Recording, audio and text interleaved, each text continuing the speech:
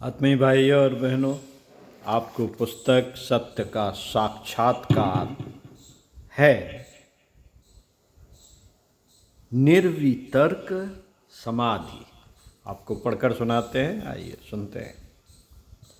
अंतर यात्रा के विज्ञान का सार परिष्कार है। अंतर यात्रा के विज्ञान का सार परिष्कार है। परिष्कार की साधना के सघन एवं गहन होने से अंतर यात्रा का पथ प्रशस्त होता है। इसके वैज्ञानिक प्रयोगों में सुगमता आती है। साधकों एवं सामान्य जनों में यह योग साधना के जटिल एवं दुरूह होने की बात कही सुनी जाती है। यह सच तो है, किंतु आधा पूरा सच है।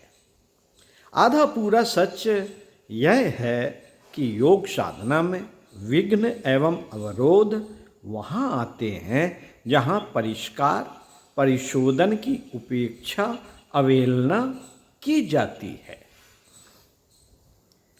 जो अपनी अंतर सत्ता के परिष्कार में तत्पर हैं, उनके लिए अंतर यात्रा का यह पथ सुगम, सरल एवं आनंददायक है। उनकी साधना के अनुरूप यह आनंद तीव्र होता जाता है। प्रवृत्तियाँ प्रकाशित होती जाती हैं और बोध के स्वर फूटने लगते हैं। क्रमिक रूप से विकल्पों एवं वितर्कों में क्षीणता आने लगती है। सवितर्क से ही निर्वितर्क समाधि की राह खुलती है। इस परिशुद्ध स्थिति के बारे में महर्षि कहते हैं, स्मृति परिशुद्धो स्वरूप शून्यवार्थ मात्र निरभाषा निवृत्तिका। 1/43 शब्दार्थ स्मृति परिशुद्ध हो। शब्द एवं प्रतीत की स्मृति की भली भांति लुप्त हो जाने पर स्वरूप शून्य, स्वरूप शून्य अपने स्वरूप से शून्य रुई के इव पर शून्य इव सदृश्य अर्थमार्थ निर्भाषा केवल ध्येय मात्र के स्वरूप को प्रत्यक्ष करने वाली चित्त की स्थिति ही निर्वितर्क समाधि है। भावार्थ, जब स्मृति परिशुद्ध होती है और मन किसी अवरोध के बिना वस्तुओं की यथार्थता देख सकता है, तब निर्वितर्क समाधि फलित होती है। महर्षि पतंजलि ने अपने इस सूत्र में निर्वितर्क समाधि के लिए बड़ा सहज मार्ग, राजमार्ग सुझाया। यह राजमार्ग है स्मृति के परिशोधन का। इसे प्रकारांतर से स्मृति लय या मनोलय भी कह सकते हैं। अभी हम जो कुछ भी हैं, हमारा व्यक्तित्व, हमारी स्थिति स्मृति के कारण है। सार रूप में यह यादों से बने और यादों से घिरे हैं। हमारे कल के अनुभवों ने हमें कुछ यादें दी हैं। कल होने वाले अनुभव भी हमें कुछ यादें देंगे। इन यादों के कई रंग एवं कई रूप हैं। इन्हीं सबसे हमारे व्यक्तित्व की परतें सजी हैं। हमारे व्यक्तित्व का बहुआयामी रूप इन्हीं के कारण है। युग ऋषि परम पूज्य गुरुदेव कहते थे, स्मृति के दोहरे अर्थ हैं। एक अर्थ है सामान्य साधारण है और एक है विशिष्ट आध्यात्मिक। सामान्य साधारण अर्थ में स्मृति हमारा पिछला कल है, आज का वर्तमान है, लेकिन इसका दायरा हमारे वर्तमान जीवन तक सीमित है। आज के रिश्ते नाते, इनकी खटास मिठास, बीता हुआ बचपन, कहीं खो चुकी या खो रही किशोर वय स्मृतियों के पिटारे में ही तो कैद हैं। अगर किसी तरह इसका लोप हो जाए तो प्रकारांतर से हम भी लुप्त हो जाएंगे। स्मृति के इस सिलसिले से परे इनका एक आध्यात्मिक पहलू है जिसमें हमारा संपूर्ण अतीत बंधा है। इसमें पिरोए हैं हमारे अनगिनत जन्म, हमारे सभी कर्म बीज, हमारे आग्रह, हमारी मान्यताएं, हमारी सोच, हमारा दृष्टिकोण। योग साधना में इसी का शोधन करना है। इस तथ्य को पतंजलि स्मृति शुद्धि कहते हैं। इसे ही आचार्य शंकर ने चित्त शुद्धि कहा है। स्मृति का यह जमावड़ा जखीरा वस्तुतः हम पर बोझ है, हम पर बोझ है। इसे हल्का करने की जरूरत है। स्मृति की यह अशुद्धि प्रकारांतर से हमारे जीवन की विकृति है। इसे धोए बिना, इसे जलाए बिना आध्यात्मिक पथ प्रशस्त नहीं होता। स्मृति परिशुद्धि या चित्त शुद्धि की यह यात्रा बड़ी दुखदाई है।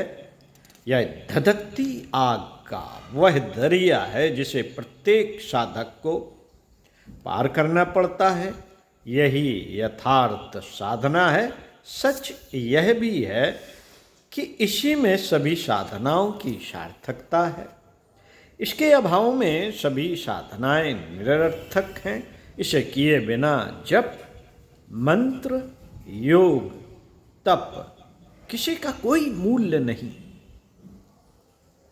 योग और तंत्र में कई बार कई चमत्कारी संतों की कथाएं कहीं सुनी जाती हैं, परंतु इनमें से किसी भी चमत्कार से चित्त शुद्ध नहीं होता।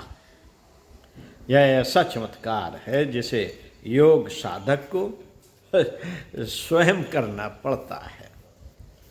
साथियों, कैसे करें स्मृति परिशोधन अथवा चित्त शुद्धि? क्या विधान है इसका? यह प्रश्न सभी साधकों का है। योग ऋषि गुरुदेव के शब्दों में इसका उत्तर है अपार धैर्य के साथ निष्काम कर्म। इसी के साथ अनवरत निष्काम एवं सतत तप, यही मार्ग है।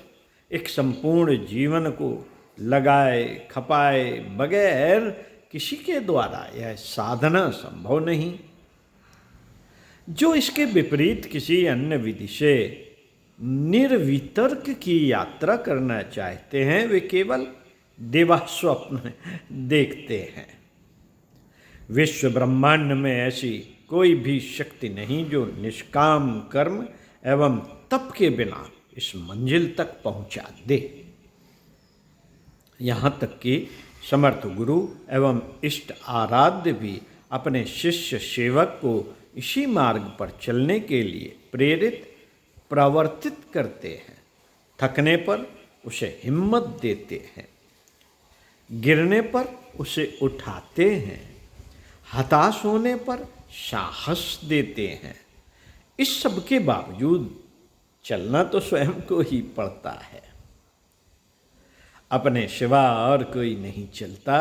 यह ऐसी सच्चाई है जिसे वही जानते हैं जो जीते हैं।